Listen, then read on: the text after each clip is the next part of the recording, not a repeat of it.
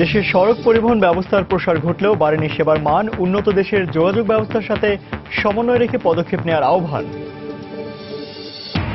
ময়লার ভাগাড়, খাবার হোটেল, কাঁচা বাজার এমনকি ঘোরার আস্তাবলও দেখা মিলবে মেয়র হানিফ ফ্লাইওভারের নিচে। এবছরের মধ্যেই পাল্টে যাবে দৃশ্যপট বলছেন মেয়র। দিনাজপুরে বোরোর বাম্পার ফলন, সরাসরি ধান সংগ্রহ না করে ফড়িয়া ব্যবসায়ীদের মাধ্যমে কেনার অভিযোগ কৃষকদের, অস্বীকার খাদ্য বিভাগের। এবং আজ শেষ হতে যাচ্ছে শিল্পোন্নত 7 দেশের অংশগ্রহণের G7 সম্মেলন। প্রথম দিনের আলোচনায় স্থান পেয়েছে সন্ত্রাস দমন, নারীর ক্ষমতায়ন, শরণার্থী সংকট মোকাবেলা।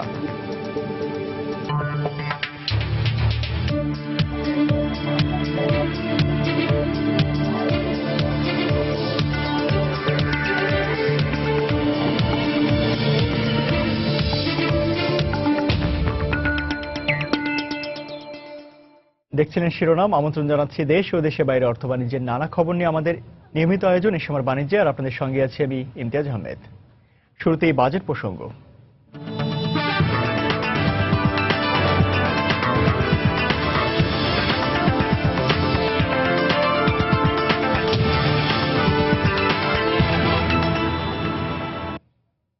দেশের সড়ক পরিবহন ব্যবস্থার প্রসার ঘটলেও কমেনি যানজট, বাড়েনি যাত্রী সেবার মান। যোগাযোগ বিশেষজ্ঞরা বলছেন, সাধারণ সড়ক পরিবহন ব্যবস্থায় এই সংকটের সমাধান মিলবে না। হাতে নিতে হবে এক্সপ্রেস ওয়ের মতো উচ্চাকাঙ্ক্ষার প্রকল্প। তাই আসছে বাজেটে দ্রুত গতি ও নিরবিচ্ছিন্ন যোগাযোগ ব্যবস্থার পরিকল্পনা সামনে রেখে বরাদ্দের পরামর্শ তাদের। আর অর্থনীতিবিদদের পরামর্শ শুধু অর্থায়ন নয়, বরং অর্থ খরচের সক্ষমতা বাড়ানোর উপর জোর দিতে হবে। সাজিদ রাজুর রিপোর্ট। 80-র দশক থেকেই সম্প্রসারণশীল দেশের সড়ক পথ। দেশি ও বিদেশি অর্থায়নে দেশের আনাচে কানাচে সড়ক পৌঁছে গেছে ঠিকই, কিন্তু একবিংশ শতাব্দীর যোগাযোগ ব্যবস্থার উপযোগী নিরবচ্ছিন্ন সড়ক ব্যবস্থা গড়ে ওঠেনি, বরং বেড়ে চলেছে যানজট ও ভোগান্তি। অথচ এ খাতে বিনিয়োগ থেমে থাকেনি। যোগাযোগ বিশেষজ্ঞরা বলছেন, এসবই সমন্বিতভাবে বিনিয়োগ না হওয়ার ফল। বিনিয়োগ হচ্ছে কিন্তু সমন্বিতভাবে হচ্ছে না, ইন্টিগ্রেটেড হচ্ছে না। এক টিকেটেই রেল, নৌ এবং সড়ক ব্যবহার করার এই যে সমন্বিত উদ্যোগগুলি, এটা নাই। আছে বিচ্ছিন্ন উদ্যোগ। সড়কের মতন ডেভেলপ হয়ে যাচ্ছে, রেলের মতো ডেভেলপ হয়ে যাচ্ছে। উন্নত দেশ তো বটেই, এশিয়ার অনেক দেশ এগোচ্ছে এক্সপ্রেসওয়ের দিকে। দ্রুত গতির সঙ্গে এগিয়ে যাচ্ছে সেসব দেশের অর্থনীতিও। তাই বিশ্লেষকরা বলছেন, সময় এসেছে উন্নত দেশের যোগাযোগ ব্যবস্থার সঙ্গে সঙ্গতি রেখে পদক্ষেপ নেয়ার। আমরা তো এখন কিছুটা অস্থির বলা যায় যে আমরা আরো দ্রুত এগিয়ে যেতে চাচ্ছি। আমরা আমাদের অনেকগুলো লক্ষ্যমাত্রা আমাদের সামনে আমরা ধরে রেখেছি। এগুলো অর্জন করার জন্য একটা বড় যে কন্ট্রিবিউশন আসবে সেটা হচ্ছে ইনফ্রাস্ট্রাকচারের কাছ থেকে। এবং এই ইনফ্রাস্ট্রাকচারে যদি আমরা সেই হিসেবে যদি একটা সাপ্লাইটা না আসে, তাহলে আমাদের এই লক্ষ্যমাত্রাগুলো অর্জন করা খুব কঠিন হয়ে পড়বে। দ্রুত গতির অবকাঠামোর জন্য আমাদের সুনির্দিষ্ট বাজেট রাখতে হবে। যেমন আমরা এখনো ইলেকট্রিফিকেশনেই যাই নাই। প্রায় 3.25 লক্ষ যেই সড়ক ব্যবস্থাটা আছে, সড়ক নেটওয়ার্কটা আছে, এইটা সুষ্ঠু রক্ষণাবেক্ষণের জন্য প্রয়োজনীয় অর্থায়ন দেওয়া, পাশাপাশি গুণগত মানের অবকাঠামো নির্মাণের জন্য সুনির্দিষ্ট করিডোরগুলিতে ধারাবাহিকভাবে বাজেটের মাধ্যমে সড়কের ধমনী নেটওয়ার্কটা তৈরি করতে হবে। রক্ষণাবেক্ষণের অভাবে দ্রুত নষ্ট হয় সড়ক। দুর্নীতি সহ নানা কারণে বরাদ্দকৃত অর্থের হয় অপব্যয়। তাই আসছে বাজেটে সড়ক যোগাযোগে সুনির্দিষ্ট নির্দেশনাও চান অর্থনীতিবিদ ও যোগাযোগ বিশেষজ্ঞরা। সাজিদ রাজু, সময় সংবাদ, ঢাকা। শুধুমাত্র শাস্তি প্রয়োগ করে সড়কে শৃঙ্খলা ফিরিয়ে আনার পাশাপাশি পথচারী, চালক ও মালিকদের আইন মানতে বাধ্য করার বিষয়টিকে প্রাধান্য পাচ্ছে নতুন সড়ক পরিবহন আইনের খসড়ায়। তবে সংশ্লিষ্টরা বলছেন, অপরাধের সর্বনিম্ন শাস্তি উল্লেখ না থাকা এই খসড়ার বড় দুর্বলতা। এদিকে বিশেষজ্ঞরা বলছেন, সড়কে নিরাপত্তা শৃঙ্খলা ফিরিয়ে আনতে শুধুমাত্র শাস্তির মেয়াদ বা অর্থদণ্ড বাড়ানোই যথেষ্ট নয়, একই সঙ্গে বাড়াতে হবে প্রশিক্ষণের ব্যবস্থা। সেলিয়া সুলতানের রিপোর্ট। রাস্তায় প্রতিযোগিতা, ঝুঁকিপূর্ণ ওভারটেকিং আর যাত্রী দুর্ভোগ, এমন দৃশ্য প্রায় প্রতিদিনের। রাজধানীতে প্রায় 6,000 গণপরিবহন রয়েছে। দুবেলা ট্রিপ হিসেব করলে প্রায় 12,000 চালক। তবে তাদের কতজনের গাড়ি চালানোর যথাযথ প্রশিক্ষণ এবং সড়ক পরিবহনের নিয়মকানুন জানা আছে, তা নিয়ে রয়েছে শঙ্কা। 12-13 বছর সদরঘাট গুলিস্তান। আমার ওস্তাদ গাড়িতে ডিউটি করে গাড়ি শিখছি, ড্রাইভারি। না, ড্রাইভিং লাইসেন্সে কোনো সমস্যা হয় না। আইডেন্টি কার্ড মার্ক থাকে না, দেখা গেলো শতকরা 50 জনের লাইসেন্স আছে, 50 জনের নাই। কিন্তু প্রশ্ন হচ্ছে, প্রশিক্ষণের বাইরে থাকা এসব সাধারণ পরিবহন চালকদের, যারা আইন বা শাস্তির কথাই জানেন না, তাদের প্রশিক্ষণের সুযোগ বৃদ্ধি না করে শাস্তির পরিমাণ বাড়িয়ে সড়কে কতটুকু শৃঙ্খলা ফিরিয়ে আনা সম্ভব? সর্বোচ্চ শাস্তি এটা খুব একটা ভেগ টার্ম। সর্বোচ্চ শাস্তি 1 সেকেন্ডেরও হতে পারে, কিংবা কাঠগড়ায় দাঁড়ালো, যতটুকু দাঁড়ালো এটুকুই তার সর্বোচ্চ শাস্তি হতে পারে।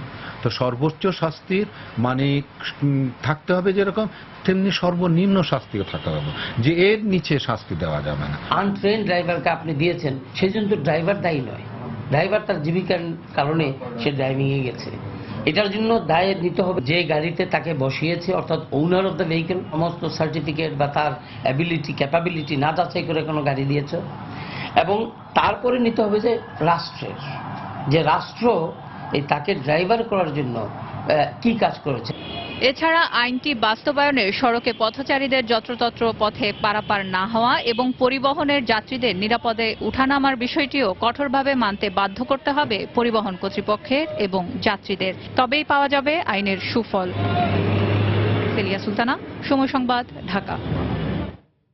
এ সময় বাণিজ্যে আরো থাকছে, বিভিন্ন ধরনের আয়নার 400 উপকরণ নিয়ে জাপান তৈরি করেছে বিশ্বের একমাত্র গ্লাস মিউজিয়াম। ব্যবহার হচ্ছে গবেষণার কাজেও।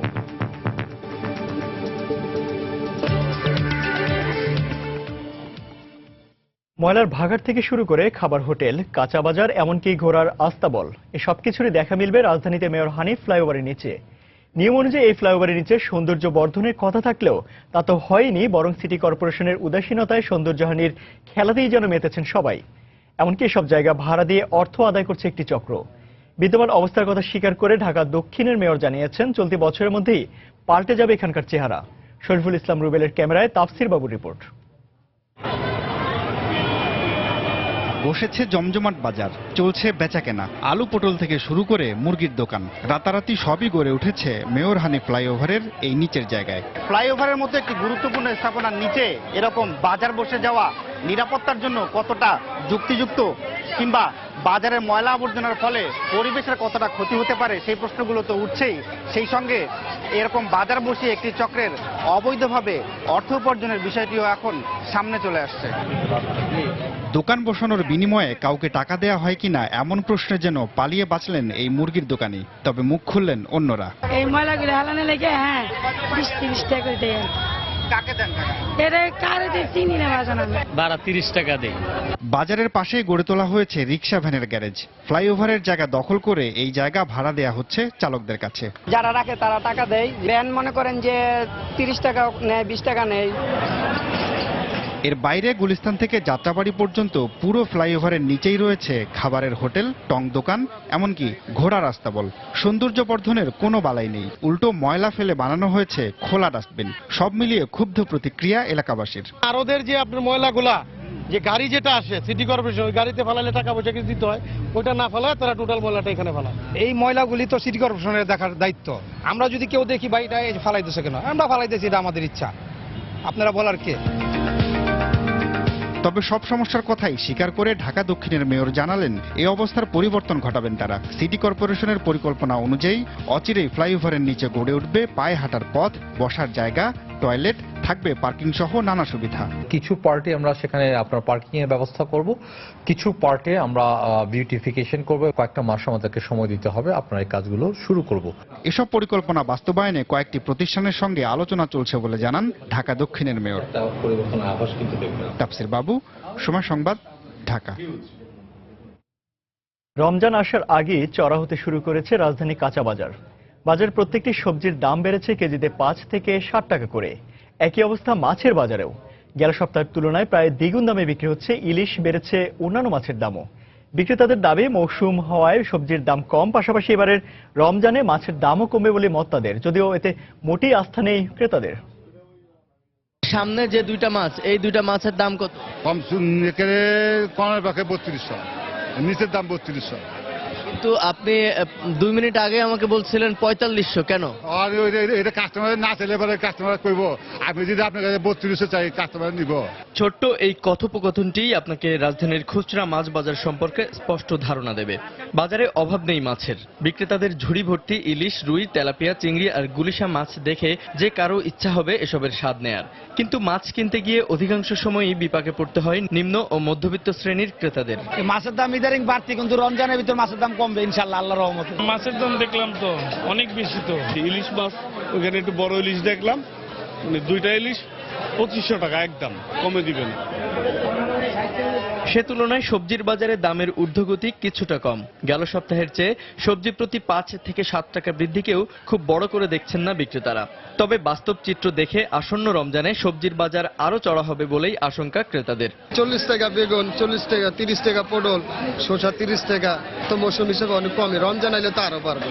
দিন 15 আগে যেমনটি ছিল তার থেকে প্রতিটা আইটেমই একটু দাম বেশি তারা মনে বলছে। আসলে দোকানদাররা বলতেছে যে বাড়েনি, কিন্তু আসলেই বাড়ছে। রমজান ওই যে বলে না যে বাজারে আগুন, সেটা আগুনই লাগে। এদিকে বাড়তি দামেই বিক্রি হচ্ছে সব ধরনের মাংস। বাজারে প্রতি কেজি গরুর মাংস 450 টাকা, খাসি 650 থেকে 700 আর ব্রয়লার মুরগি বিক্রি হচ্ছে 170 টাকা দরে। জুবাইর ফয়সাল, সময় সংবাদ, ঢাকা। রমজান মাসে কোনো ব্যবসায়ী ভোগ্যপণ্যের দাম বাড়ালে জরিমানা নয়, সরাসরি জেলে পাঠানো হবে বলে জানিয়েছেন চট্টগ্রামের জেলা প্রশাসক মেজবাউদ্দিন। গতকাল সন্ধ্যায় জেলা প্রশাসকের সম্মেলন কক্ষে ব্যবসায়ী ও আমদানিকারকদের সাথে মতবিনিময় সভায় তিনি এই কথা বলেন। কোনো ব্যবসায়ী জেলে যান আমরা চাই না, কিন্তু আমাদেরকে বাধ্য করবেন না যে আপনাদের ব্যবসায়ীদের কাউকে জেলে দেওয়ার জন্য। আমরা এবার সিদ্ধান্ত নিয়েছি জরিমানা করব না, জরিমানা তাড়াতাড়ি দিয়ে দেয়, কারণ লাভ তো অনেক করে, এই কারণে তাড়াতাড়ি চাওয়া মতো জরিমানা দিয়ে দেয়। আজ শেষ হচ্ছে জাপানের মধ্যাঞ্চলীয় শহর ইসেশিমায় শিল্পোন্নত 7 দেশের জোট G7 এর 42তম বার্ষিক সম্মেলন। বৃহস্পতিবার সম্মেলনের প্রথম দিনে 3টি সেশনে আলোচনা হয়। ট্রেড সেশন নামে প্রথম আলোচনায় সভাপতিত্ব করেন জাপানের প্রধানমন্ত্রী শিনজো অ্যাবে। এতে জোটের নেতাদের সামনে জাপানের সাম্প্রতিক অর্থনীতির গতি প্রকৃতি তুলে ধরেন তিনি। আলোচনায় মার্কিন প্রেসিডেন্ট বারাক ওবামা উত্তর কোরিয়ার পরমাণু কর্মসূচিকে উদ্বেগজনক বলে উল্লেখ করেন। প্রবৃদ্ধি হলেও বিশ্ব অর্থনীতি ঝুঁকির মধ্যে রয়েছে বলে মন্তব্য করেন জার্মান চ্যান্সেলর অ্যাঙ্গেলা মার্কেল। প্রথম দিনে দর্শনার্থী সংকট, শরণার্থী সংকট, নারী ক্ষমতায়ন, সন্ত্রাস দমন আলোচনা গুরুত্ব পায়। এবারে সম্মেলনের আলোচ্য সূচিতে বিশ্ব অর্থনীতিকে চাঙা করতে প্রয়োজনীয় পদক্ষেপের বিষয়টি ছাড়াও আন্তঃবাণিজ্য বাড়ানো, সাইবার নিরাপত্তা ও দক্ষিণ চীন সাগর নিয়ে পূর্ব এশিয়ার দেশগুলোর বিরোধীদের মত বিষয়গুলো স্থান পাবে বলে জানিয়েছে গণমাধ্যম। and the United Kingdom reached a political agreement as early as possible. In the statement, the leaders reaffirmed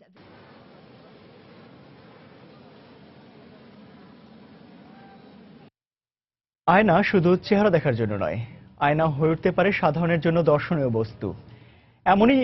এমনকি শিক্ষার্থীদের কাছে গবেষণার বিষয়ও। আর এ ধারণা থেকে শিল্পোন্নত দেশ জাপান তৈরি করেছে বিশ্বের প্রথম এবং একমাত্র গ্লাস মিউজিয়াম। রাজধানী টোকিওতে প্রতিষ্ঠিত জাদুঘরে স্থান পেয়েছে আয়না দিয়ে তৈরি অন্তত 400 উপকরণ। জাপান ঘুরে এসে গ্লাস মিউজিয়ামের কথা জানাচ্ছেন কমল দে। গ্লাস মিউজিয়াম বলে হয়তো এই সবকিছুই গ্লাসের তৈরি। ভবন থেকে শুরু করে উপরে ওঠার যে সিঁড়ি, তাও আয়নার। জাদুঘরে স্থান পাওয়া নানা উপকরণে বলে দিচ্ছে জাপানিরা যে কোনো কাজে আয়না ব্যবহারের ক্ষেত্রে কতটা এগিয়ে রয়েছে। কি নেই এই আয়নার জাদুঘরে? শীত মৌসুমে ঠান্ডা থেকে বাঁচার জন্য যেমন রয়েছে বিশেষায়িত আয়না, তেমনি দিনের আলোর ব্যবহারের পাশাপাশি তাপ প্রতিরোধক আয়নাও রয়েছে এখানে। গুলিতে অটুট থাকবে এ ধরনের আয়নাও রয়েছে এই জাদুঘরে।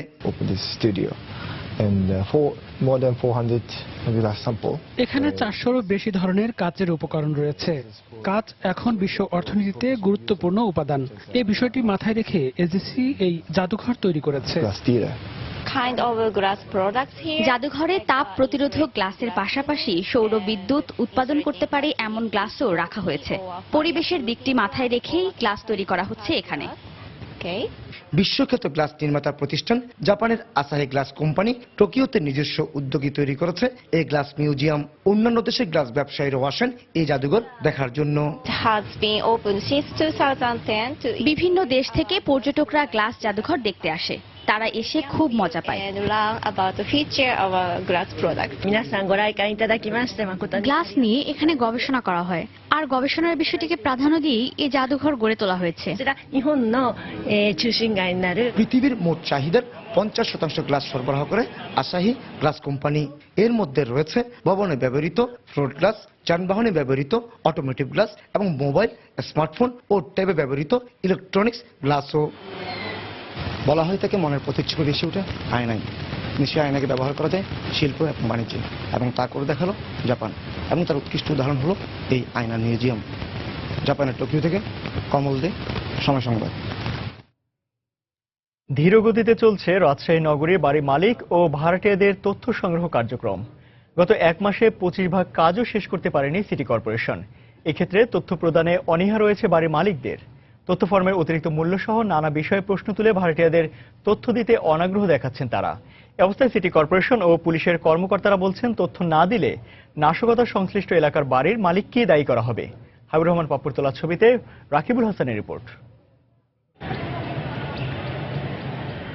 রাজশাহী উন্নয়ন কর্তৃপক্ষের হিসাবে 2009 সাল থেকে নগরীতে বাড়ছে বহুতল ভবনের সংখ্যা। এসব ভবনে বেড়েছে ছাত্রাবাস ও ভাড়াটিয়া। অনেক অপরাধীদের নাশকতার সন্দেহে এ সমস্ত স্থান থেকেই আটক করা হয়।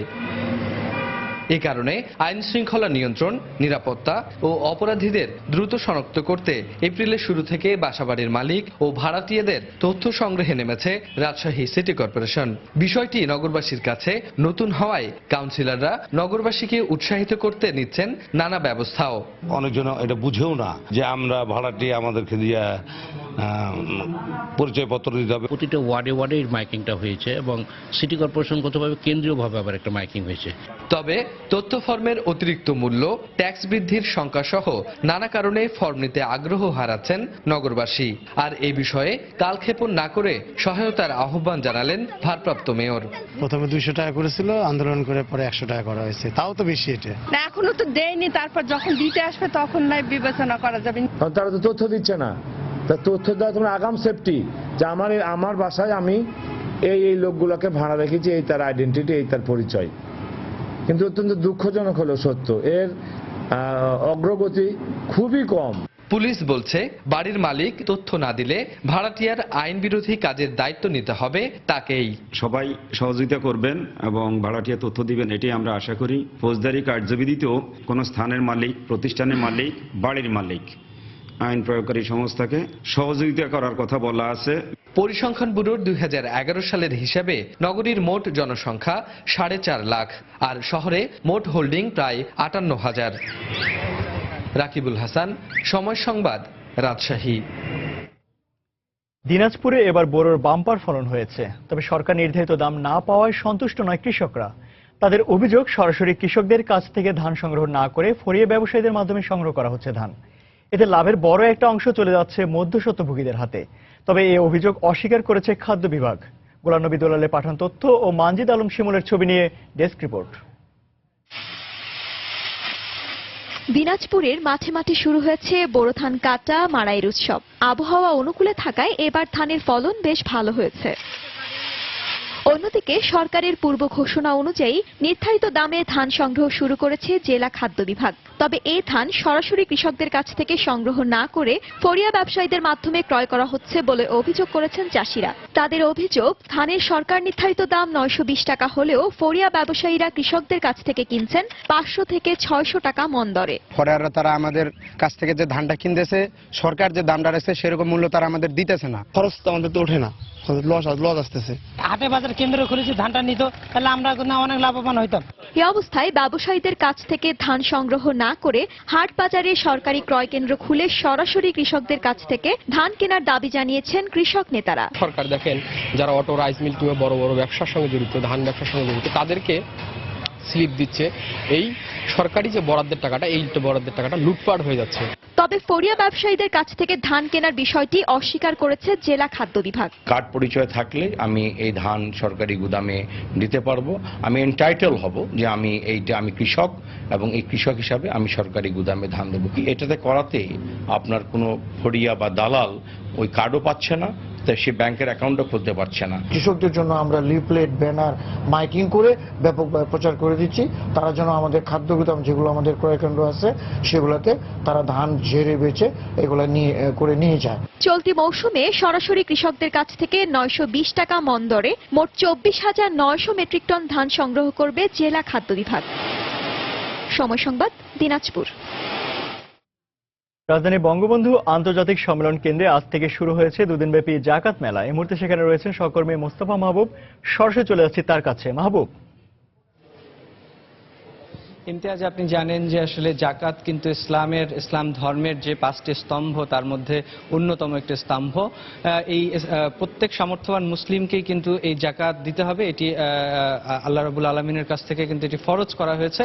তো এই জাকাত আসলে কিভাবে আদায় করা হবে বা কিভাবে আসলে জাকাত বা সম্পদের উপরেই আসলে জাকাত নির্ধারণ হয়, কিভাবে সেই হিসেবটি করা হবে, সেই সব বিষয়ে কিন্তু জানার সুযোগ তৈরি হয়েছে এই আসলে জাকাত ফেয়ারের মাধ্যমে। বঙ্গবন্ধু আন্তর্জাতিক সম্মেলন কেন্দ্রে আজ এবং আগামীকাল এই দুদিন ব্যাপী যে জাকাত ফেয়ার চলবে সেখানে এসে কিন্তু আসলে তথ্য বা এই হিসেবটি কিন্তু করতে পারবেন আসলে যারা জাকাত দিতে চান বা জাকাত যাদের জন্য ফরজ তাদের উপর। আমাদের আসলে ব্যবসায়ী বা ধনিক শ্রেণীর মধ্যে একটি ধারণা রয়েছে, অনেকের মধ্যে এই ধারণাটি রয়েছে যে যারা আসলে রাজস্ব দিলে বা সরকারকে ট্যাক্স দিলে বা কর দিলে আসলে জাকাত দিতে হয় না, এই ধরনের একটি ভ্রান্ত ধারণা রয়েছে। তো এই বিষয়টি নিয়ে আমরা একটু কথা বলতে চাই। আমার সঙ্গে আছেন এনবিআর এর সাবেক চেয়ারম্যান। স্যার, আপনার কাছে একটু জানতে চাই যে আসলে আমাদের ধনিক শ্রেণীর মধ্যে যে ভ্রান্ত ধারণাটি এটি আসলে কতটুকু যুক্তিযুক্ত? অ্যাকচুয়ালি ট্যাক্স বা কর হচ্ছে রাষ্ট্রের পাওনা। রাষ্ট্রের মধ্যে একজন নাগরিক তার যে নির্দিষ্ট আয় আছে সেই আয়ের উপরে তাকে ট্যাক্স দিতে হবে, এটা রাষ্ট্রের প্রতি দায়িত্ব। আর জাকাতটা হচ্ছে এটা আল্লাহর থেকে দেওয়া একটা নির্দেশনা, ফরজ নির্দেশনা, এটা দিতে হবে। দুটোর ভিতরে আসলে খুব বেশি বড় পার্থক্য না, পার্থক্যটা হচ্ছে দৃষ্টিভঙ্গির এবং বিষয়ের। জাকাতের ক্ষেত্রে হচ্ছে যে যা আয় হবে এবং যা ব্যয় হবে সব বাদ দিয়ে যে উদ্বৃত্ত থাকবে এবং 1 বছর থাকবে সেটার উপরে জাকাত 2.5% এবং এটা দেওয়া, এটা আল্লাহর এটা বিধান এবং এটা compulsory. On the other hand income tax হচ্ছে যে আপনার যা আয় হচ্ছে প্লাস আপনার যে খরচ দুটোকে যোগ করে কিন্তু একটা টোটাল একটা হিসাব, এবং সেটার উপরে একটা সরকার বিভিন্ন সময় যে রেট দিয়ে থাকে। দুটোই দায়িত্ব, কারণ ট্যাক্সেরও যেমন উদ্দেশ্য হচ্ছে আপনার সম্পদের যথার্থতা এবং এটা ঠিক করা, রাষ্ট্রের কাছে আপনি ঘোষণা দেবেন এবং তার উপরে আপনি দেবেন এক ধরনের clearance, you are making your black money white জাতীয় দৃষ্টিভঙ্গি। জাকাতও কিন্তু তাই, জাকাত হচ্ছে সাফ করা, পরিষ্কার করা, অর্থাৎ আপনার এই আয়ের উপরে যদি কোনো প্রকার দোষ ত্রুটি থাকে বা কোনো কিছু যদি থাকে সেটা একটা, আমরা তো জানি আসলে কর যেটা দেয়া হয় সেটা থেকে তো আসলে সরকারের কাছ থেকে বেনিফিট রিটার্ন পাওয়া যায়, তো ওই বিষয়টাই নিয়ে। হ্যাঁ, না অবশ্যই আপনি রাষ্ট্রকে যে কর দিচ্ছেন সেটা কি জন্যই রাষ্ট্র কর নিচ্ছে যে আপনার উন্নয়নের কাজ করার জন্য, অর্থাৎ সমতা বিধানের। এটা কিন্তু জাকাতেরও বা করেরও উদ্দেশ্য কিন্তু এটাই যে সম্পদের সমতা বন্টন ব্যবস্থাকে নিশ্চিত করা। ধনীর কাছ থেকে কর নিয়ে সেই কর দিয়ে সেই করের টাকা দিয়ে সরকার উন্নয়ন প্রকল্প করবেন, সেবা দেবেন সকল নাগরিকের জন্যে। ঠিক এখানেও তাই, জাকাতও হচ্ছে এই যে সম্পদের, ধনীর সম্পদের উপরে দরিদ্রের হক আছে, কোরআনের যে বাণী সেটার থেকে এই হচ্ছে যে যার সম্পদ আছে সে তার থেকে একটি নির্দিষ্ট পরিমাণ হিসাব করছে, এটা দরিদ্র ওই যে 8 প্রকার লোকের দেওয়ার কথা যেটা বলা আছে তাদেরকে দিতে হবে। এই দিলেই এর মাধ্যমেও দুটা জিনিস উদ্দেশ্য, একটা হচ্ছে আপনার ওই আয়ের উপর একটা পরিষ্কার বৃদ্ধি হওয়া, সঠিক হওয়া, আর একটা হচ্ছে সম্পদ বৃদ্ধি পাওয়া। তার অর্থ স্যার, আমরা যদি কর দিলেও আসলে জাকাত আদায় করতেই হবে, যে মুসলমানের জন্য যেটা ফরজ। জি জি হ্যাঁ, এটা তো বটেই।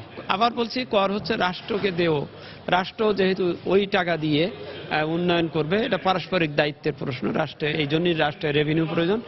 আর জাকাতের উদ্দেশ্য অনেকটা সেটাই, সেটা হচ্ছে যে যার যে সম্পদহীন তাকে সম্পদ দেওয়া, দিয়ে একটা সমতা বিধানের। স্যার, আপনাকে অনেক ধন্যবাদ, অনেক ধন্যবাদ। ইমতিয়াজ, শুনছিলেন আসলে আমি কথা বলছিলাম আব্দুল মজিদ স্যারের সঙ্গে, উনি কিন্তু আমাদেরকে সুন্দর করে বুঝালেন যে আসলে ধনী যারা আছেন বা সামর্থ্যবান মুসলিম যারা আছেন তারা যদি কর দেনও তারপরও কিন্তু তাদেরকে জাকাত দিতে হবে, কারণ এটি মূলত আসলে ধনীর সম্পদের উপর গরিবের বা দরিদ্রের আসলে অধিকার। তো এই সম্পদের বন্টন বা সম্পদের গণনা কিভাবে হবে সেই বিষয়ে কিন্তু জানার জন্য এই জাকাত ফেয়ার আয়োজন করা হয়েছে। মূলত সকাল 10টা থেকে সন্ধ্যা 6টা পর্যন্ত আজ এবং আগামীকাল এই ফেয়ারে এসে কিন্তু সেটি কিন্তু হিসেবটি কিন্তু জানা যাবে এই বঙ্গবন্ধু আন্তর্জাতিক সম্মেলন কেন্দ্রে। তো এই ছিল আমার কাছে জাকাত ফেয়ারের তথ্য। দর্শক, রাজধানী বঙ্গবন্ধু আন্তর্জাতিক সম্মেলন কেন্দ্রে আজ থেকে শুরু হয়েছে দুদিনব্যাপী জাকাত মেলা এবং সেখান থেকে সরাসরি সেই খবর জানাতে আমাদের সঙ্গে যোগ দিয়েছিলেন সহকর্মী মোস্তফা মাহবুব। অর্থমন্ত্রী আবুল মাল আব্দুল মুহিতের সাথে সৌজন্য সাক্ষাৎ করেছেন নবনিযুক্ত ব্রিটিশ হাইকমিশনার এলিসন ব্লেক।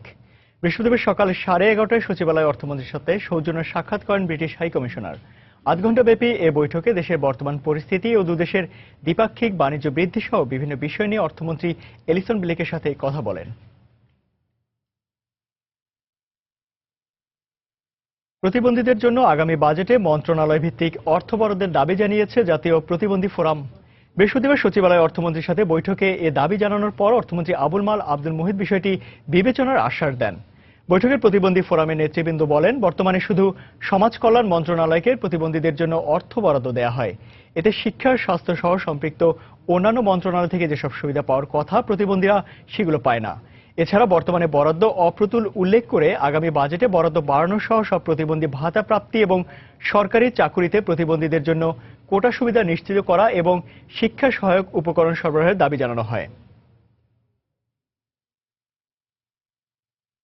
আগামী জুলাই থেকে কার্যকর হতে যাওয়া নতুন ভ্যাট আইন বাস্তবায়নকালে যেন কেউ ভোগান্তি শিকার না হয় সেদিকে সজাগ থাকার আহ্বান জানিয়েছেন পল্লী কর্মসহায়ক ফাউন্ডেশন পিকেএসএফ এর চেয়ারম্যান ডক্টর কাজী খলিকুজ্জামান আহমদ। বিকেলে রাজধানীতে পিকেএসএফ ভবনে মূল্য সংযোজন কর ও সম্পূরক শুল্ক আইন 2012 বাস্তবায়নে করদাতা উদ্বুদ্ধকরণ বিষয়ক এক সেমিনারে এ আহ্বান জানান তিনি। এ সময় তিনি চ্যারিটেবল ফান্ড থেকে সংগ্রহ করা অর্থ ব্যয়ের ক্ষেত্রে ভ্যাট আরোপের বিষয়কে পুনর্বিবেচনা করার আহ্বান জানান। আমি অভিনন্দন জানাই যারা এই আইনটা করেছেন এবং বাস্তবায়ন করার সময়ও আমি আশা করছি আইনের যে বিষয়গুলো আছে সেগুলি যেন সঠিকভাবে বাস্তবায়িত হয়, অযথা কারো যেন হয়রানি না হয়, আবার যাদের দেওয়ার কথা তারা যেন সঠিকভাবে দেয়। এই দুই দিকে আমাদের নজর রাখতে হবে। যারা চ্যারিটিতে টাকা দান করেন বা দেন তারা কিন্তু ট্যাক্স দেন, ট্যাক্স দিয়ে যেটা থাকে সেখান থেকে দিয়ে থাকেন। তারপরে এর উপরে যদি আরেকটা ট্যাক্স হয় তাহলে সেটা আমার মনে হয় না খুব একটা গ্রহণযোগ্য হবে বলে। এটা আমার মনে হয় একটা বিবেচনার বিষয়। ইউনিয়ন ডিজিটাল সেন্টার গ্রামীণ অর্থনীতির কেন্দ্রবিন্দুতে পরিণত হয়েছে বলে মন্তব্য করেছেন তথ্য ও যোগাযোগ প্রযুক্তি প্রতিমন্ত্রী জুনায়েদ আহমেদ পলক। বৃহস্পতিবার রাজধানীতে আইসিটি ডিভিশনের মিলনায়তনে তৃণমূলের তথ্য জানালা শীর্ষক ওয়েবসাইটের উদ্বোধনী অনুষ্ঠানে তিনি এ মন্তব্য করেন। ইউনিয়ন ডিজিটাল সেন্টারের ফলে ব্যবসা বাণিজ্যে মধ্যস্বত্বভোগীদের দৌরাত্ম্য কমে যাচ্ছে বলেও জানান তিনি। নতুন এই তৃণমূল তথ্য জানালা কার্যক্রমের আওতায় দেশের সব ইউনিয়নের 10,000 উদ্যোক্তাদের প্রতিবেদন ও ফিচার লিখন এবং আউটসোর্সিং ও ই-কমার্স বিষয়ে দক্ষতা বাড়াতে প্রশিক্ষণ দেওয়া হবে। 3 বছর মেয়াদী এই প্রকল্পের ব্যয় ধরা হয়েছে প্রায় 6.5 কোটি টাকা।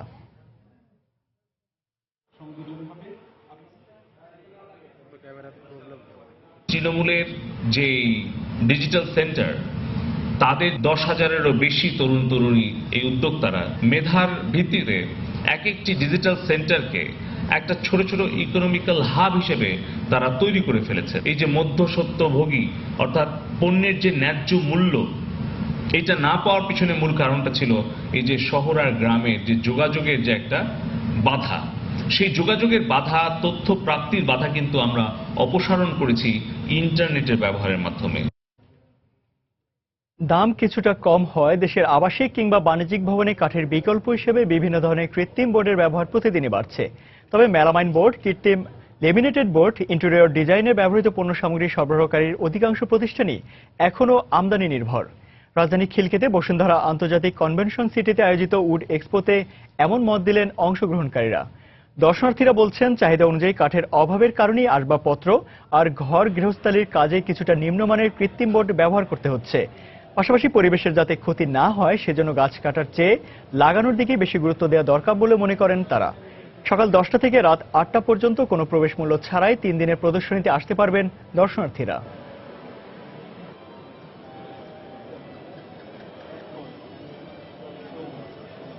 এই যে রেডি কার্ড, এর উপরে মেলামাইন পেস্টিং দিলে পানির কোনো ভয় থাকবে না, কোনো ঘুণ ধরবে না। তো এই জিনিসটা আমরা উপলব্ধি করতে পারছি। সেগুন, বার্মাটিকে মানে এরকম কিছু নাম করা আছে কাঠ, সেগুলোর নিয়ে তো আমাদের প্রতারণার শিকারই হতে হয়, আর পাওয়াই যায় না। যদি আপনি একটা গাছ কাটেন তার এগেনস্টে 5টা গাছ লাগানোর মেন্টালিটি থাকে, তাহলে মনে হয় এই বিকল্প আমরাই তৈরি করতে পারি। পার স্কোয়ার ফিট এক কাঠের দাম প্রায় 200, 250, 300 টাকাও পড়ে যায়। সেই ক্ষেত্রে আমাদের 1 স্কোয়ার ফিটের দাম মাত্র 50, 100, সর্বোচ্চ 200 টাকা। সেই ক্ষেত্রে কাঠের বিকল্প হিসেবে যদি এটা ইউজ করেন তো ইকোনমিক্যাল অনেকটা সাপোর্ট পাওয়া যাবে। ঈদকে সামনে রেখে রাজধানী গুলশানে চলছে ফ্যাশন কার্নিভাল। এখানে দেশি বিদেশি পোশাকের পাশাপাশি পাওয়া যাচ্ছে গহনাও। এই মুহূর্তে সেখানে রয়েছেন সহকর্মী কামরুল হাসান সবুজ। বিস্তারিত জানতে সরাসরি চলে যাচ্ছে তার কাছে। কামরুল।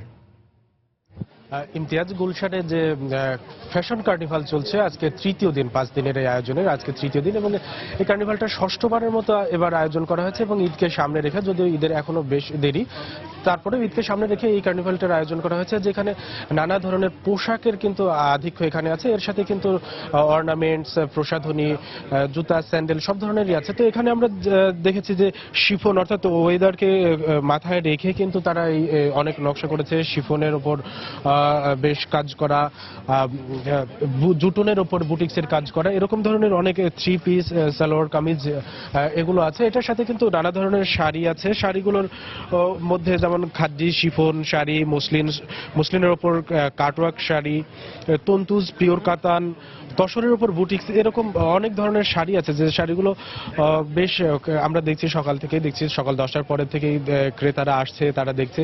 এবং এই মেলাটার কিন্তু যে প্রতিবারই আমরা যেটা জেনেছি সেটা কিন্তু বেশ জমে ওঠে। অর্থাৎ এই যেমন এখন থেকে প্রায় 1.5 ঘন্টা আগে মেলাটার কিন্তু শুরু হয়েছে, অর্থাৎ সকাল 10টায়। তারপরে থেকে আমরা কিন্তু দেখেছি বেশ প্রায় প্রত্যেকটা স্টলেই কিন্তু দর্শনার্থীরা, ক্রেতারা তাদের পছন্দ মতো যে শাড়ি, সালোয়ার কামিজ বা অন্যান্য যে আইটেমসগুলো এখানে আছে সেগুলো কিন্তু তারা দেখে শুনে কিনছেন। এবং এই দামের ব্যাপারে বিক্রেতারা জানিয়েছেন কিন্তু সব রকমের দাম আছে, অর্থাৎ 2000 থেকে শুরু করে প্রায় আমরা যেটা জেনেছি 45,000, 50,000, 55,000 পর্যন্ত দামের পণ্য কিন্তু এখানে আছে, যেগুলো শাড়ি, সালোয়ার কামিজ হতে পারে। আর এখানে নানা ধরনের যে বাহারি যে নকশা এবং যে ডিজাইন দেওয়া আছে, সেই ডিজাইনগুলো কিন্তু ফর্মাল, নর্মাল এবং ক্যাজুয়াল সব পরিবেশেই যেন পড়তে পারে, সেইভাবে কিন্তু এই জিনিসগুলো কিন্তু বিবেচনা করে তারা নকশা করেছেন এবং তাদের পসরা সাজিয়েছেন এখানে।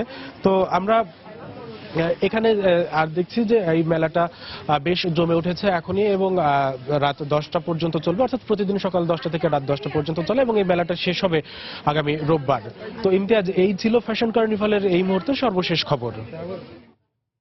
দর্শক, ঈদকে সামনে রেখে রাজধানী গুলশানে চলছে ফ্যাশন কার্নিভাল, আর সেখানকার খবরাখবর জানাতে আমাদের সঙ্গে যোগ দিয়েছিলেন সহকর্মী কামরুল হাসান সবুজ। এসিআই নতুন পণ্য স্মার্ট সুপ্রিম ওয়াশিং পাউডারের মোড়ক উন্মোচন করা হয়েছে। এ উপলক্ষে রাজধানীতে এক অনুষ্ঠানের আয়োজন করা হয়। অনুষ্ঠানে এসিআই কোম্পানির নির্বাহী পরিচালক সৈয়দ আলমগীর, বিজনেস ডিরেক্টর কামরুল হাসান সহ কোম্পানির ঊর্ধ্বতন কর্মকর্তারা উপস্থিত ছিলেন। অনুষ্ঠানে জানানো হয়, স্মার্ট সুপ্রিম ওয়াশিং পাউডার বাংলাদেশের প্রথম অ্যান্টিব্যাকটেরিয়াল ওয়াশিং পাউডার।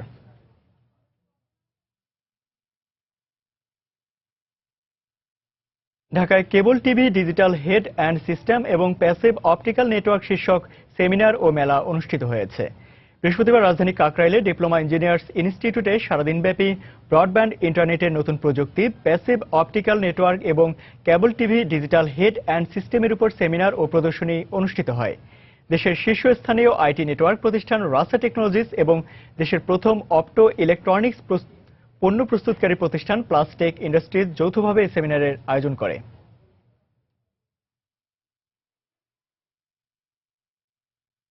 এবার দেশে বাইরের অর্থ বাণিজ্যের খবর। আন্তর্জাতিক বাজারে চলতি বছরের প্রথমবারের মতো ব্যারেল প্রতি বেড়ে $50 পৌঁছেছে জ্বালানি তেলের দাম। সরবরাহ কিছুটা কমায় এবং চাহিদা বাড়ায় বিশ্ববাজারে স্থিতিশীল হতে শুরু করেছে এই নিত্যপণ্যের দাম। অতিরিক্ত সরবরাহ এবং চাহিদা কমার কারণে চলতি বছরের জানুয়ারিতে ব্যারেল প্রতি $28 নেমেছিল জ্বালানি তেলের দাম, যা গেল 13 বছরের মধ্যে সর্বনিম্ন। বাজার স্থিতিশীল হওয়ায় বর্তমানে 80% পর্যন্ত বেড়েছে অপরিশোধিত জ্বালানি তেলের দাম। গোল্ডম্যান স্যাক্সের পূর্বাভাসে 2017 সালে ব্যারেল প্রতি $55 থেকে $60 পৌঁছাবে জ্বালানি তেলের দাম। উত্তোলন বন্ধে আগামী 2রা জুন আবারও বৈঠকে বসবে ওপেকভুক্ত দেশগুলো।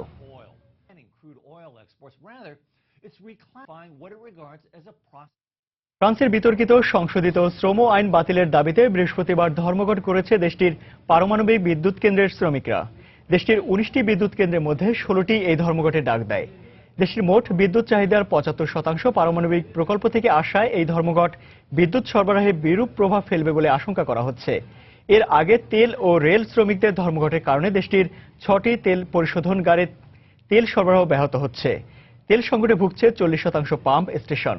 সংশোধিত শ্রম আইনের প্রতিষ্ঠান মালিকদের মজুরি নির্ধারণের ক্ষমতা দেয়ায়, সেই সঙ্গে শ্রমিক নিয়োগ ও ছাঁটাইয়ের বিধানও সহজ করায় শ্রমিকরা তাদের প্রাপ্য অধিকার থেকে বঞ্চিত হবে বলে অভিযোগ আন্দোলনকারীদের। সংশোধন বিলটি নিয়ে পার্লামেন্টে বিতর্ক থাকলেও সম্প্রতি সংবিধানের একটি অনুচ্ছেদের অধীনে কোনো ভোটাভুটি ছাড়াই পাশ করে দেয় সরকার। তবে ফ্রান্সে বেকারত্বের হার কমাতে এই আইন সংশোধন করা হয়েছে জানিয়ে নিজ অবস্থানে অনড় রয়েছে প্রধানমন্ত্রী ম্যানুয়েল ভালস। আবারও জানিয়ে দিচ্ছি এ সময়ের বাণিজ্যের শিরোনামগুলো। দেশের সড়ক পরিবহন ব্যবস্থার প্রসার ঘটলেও বাড়েনি সেবার মান, উন্নত দেশের যোগাযোগ ব্যবস্থার সাথে সমন্বয় রেখে পদক্ষেপ নেওয়ার আহ্বান। ময়লার ভাগাড়, খাবার হোটেল, কাঁচা বাজার এমনকি ঘোরার আস্তাবলও দেখা মিলবে মেয়র হানিফ ফ্লাইওভারের নিচে। এবছরের মধ্যেই পাল্টে যাবে দৃশ্যপট বলছেন মেয়র। দিনাজপুরে বোরোর বাম্পার ফলন, সরাসরি ধান সংগ্রহ না করে ফরিয়া ব্যবসায়ীদের মাধ্যমে কেনার অভিযোগ কৃষকদের, অস্বীকার খাদ্য বিভাগের। আজ শেষ হতে যাচ্ছে শিল্পোন্নত 7 দেশের অংশগ্রহণের G7 সম্মেলন। প্রথম দিনে আলোচনায় স্থান পেয়েছে সন্ত্রাস দমন, নারী ক্ষমতায়ন, শরণার্থী সংকট মোকাবেলা।